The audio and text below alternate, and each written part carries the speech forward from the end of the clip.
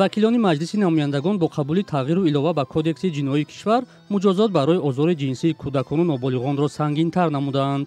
то ин дам барои озори ҷинсии ноболиғон вобаста ба бандҳои қонун ва ҳолати ҷиноят аз 7 то 20 соли зиндон пешбинӣ шудааст ва дар тарҳи нави қонун барои чунин амал то 25 сол маҳрум сохтан аз озодӣ дар назар аст.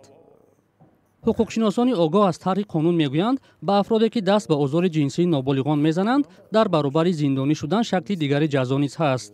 яъне шахсе ки бо дар содир кардани ин намуди ҷиноят гунаҳкор дониста шуда бошад бо ҳукми суд, он шахс баъд аз адои ҷазои асосӣ ягон намуди фаъолият вобастагӣ ба кӯдак надорад. ин тағйирот пас аз чанд ҳолати пурсару садои таҷовуз ба номуси ноболиғон ва даъватҳо барои сахттар намудани ҷазо сурат гирифт. дар маҷлиси намояндагон палатаи поёнии парлумони тоҷикистон касе ҳозир нашуд мавзӯъро шарҳ диҳад.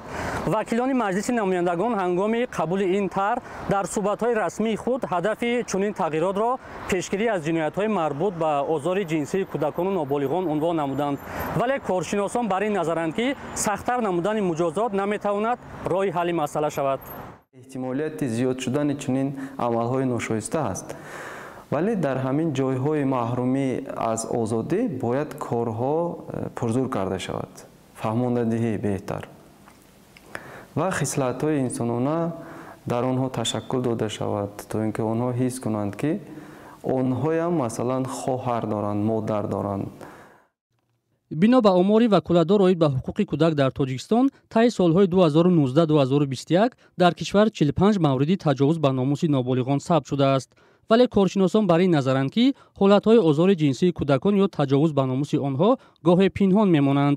бинобар ин чунин омор метавонад бештар бошад.